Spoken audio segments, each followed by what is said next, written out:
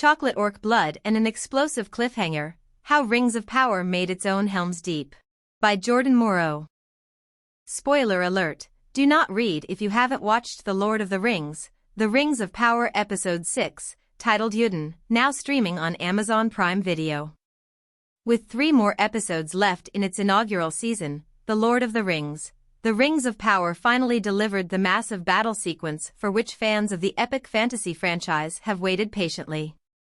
While not quite as massive as the Battle of Helm's Deep from the 2002 feature film The Lord of the Rings, The Two Towers, the episode, Yuden, still considerably ramped up the scope of the action for the series, delivering nearly non-stop, near-death moments and ending on a massive cliffhanger that also establishes one of the most consequential events in the history of J.R.R. Tolkien's Middle-earth.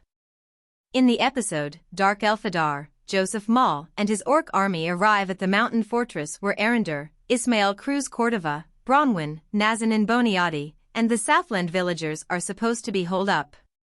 They find it empty instead, until Erendur launches a one-man sneak attack and topples the stone watchtower on top of a good chunk of Adar's forces. Erendur and his fighters regroup before an even bigger assault by Adar. The Southland villagers seemingly prevail, until they notice that some of Adar's fallen minions are actually their fellow Southlanders who pled allegiance to Adar in the false hope of sparing their lives. Adar's remaining forces ambush the villagers in a flurry of arrows as their leader searches for, and finds, the mysterious Sauron blade he's been seeking all season.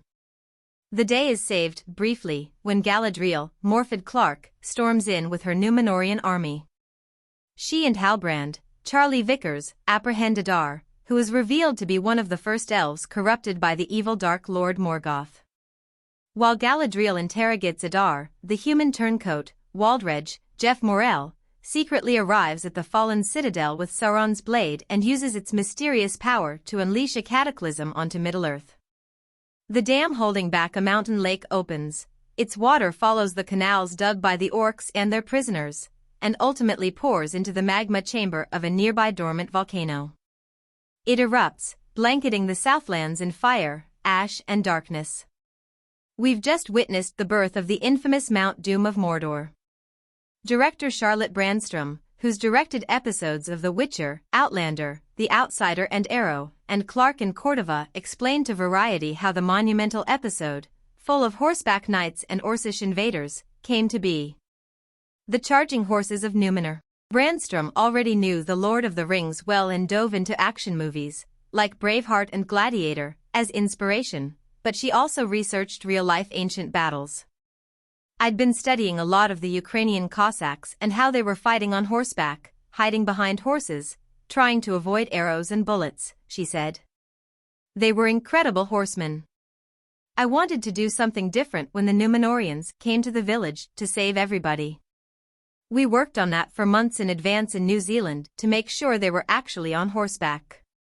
I knew that would be spectacular.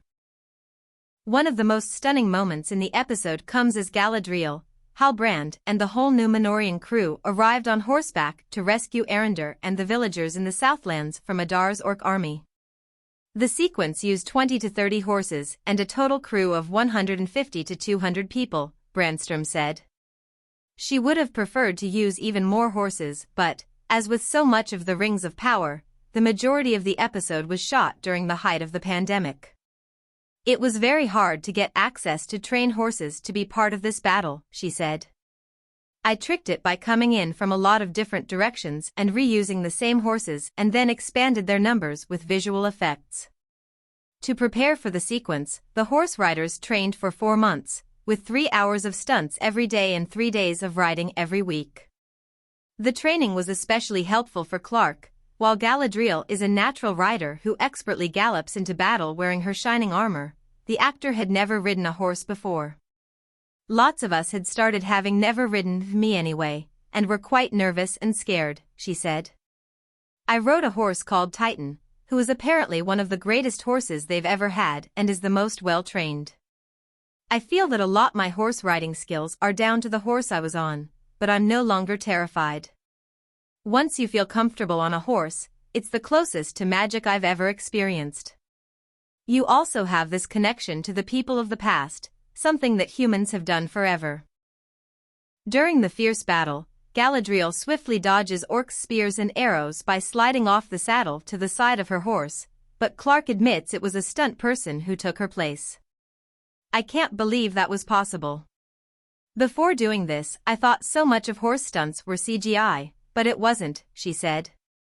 There were loads of amazing stunt riders on this, but their horses were incredible and so was the connection they had with them. Seeing the stunt team say goodbye to their horses when we finished was really emotional. Arondir's bloody face-off.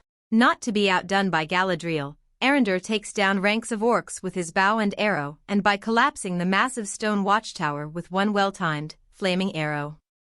His most intense moment, however, comes as he faces down a massive orc, who throws him around a clearing in the village.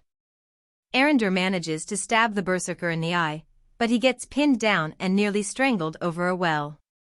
The orc removes the dagger from his face, gushing disgusting, black blood on Arondir's face, but the elf is saved by his beloved Bronwyn, who dispatches the brute from behind. There are no stilts or camera tricks, Cordova said of his fight with the gargantuan orc. The guy is massive, an incredible mover and fighter. I had to climb on him, step on his hip and leg and wrap myself around and strangle him as he's moving around. It's almost like being on a mechanical bull. There were no rigs, no wires, we were not being supported by anything. I was on the back of this massive man trying not to fall. The actor said his training for the battle took 8 months, and that fight alone was 3 months of preparation. After all the archery lessons, martial arts training, wirework and fight choreography, he lived in a perpetual state of soreness and was full of bruises.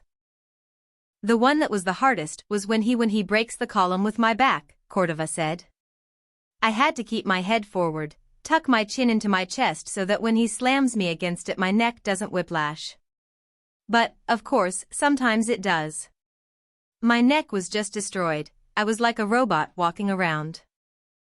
On top of his bruises from the brutal fight scene, Cordova had to get covered with the orc's blood, which he said was a mixture of gooey chocolate, gelatin, and food coloring. It was so sticky, so uncomfortable and so cold when we were shooting those night shoots, he said. It all kept going into my breastplate. So I had this pool of sugary goo on me for the better part of 2 weeks. The birth of Mount Doom. The episode ends on an even bleaker note with the birth of Mount Doom in the soon-to-be region of Mordor. Brandstrom only learned of that critical turn of events after she arrived in New Zealand. I just thought, wow, this is just a director's dream, she said. The pressure was about trying to succeed in making it as good as possible. It was a lot of hard work, mixing special effects and visual effects and real stunts and a lot of hard work from the crew. To recreate the ash and smoke billowing out of Mount Doom, Brandstrom turned to real-life natural disasters. I studied every volcanic eruption you can think of, Brandstrom said. We looked into formations of ash clouds, everything from the Pompeii eruption to what happened in New Zealand a few years ago, in the Canary Islands, in Italy. Creating Mount Doom was one of the few scenes in the episode set during daylight. The rest of Uden is set in the dark of night, and the muck of a New Zealand winter. We lived in mud and rain for months, the director said. We had 7 weeks of just night shooting. I never saw the light of day. I would come home, go to bed and get up when it was night. It was just night all the time.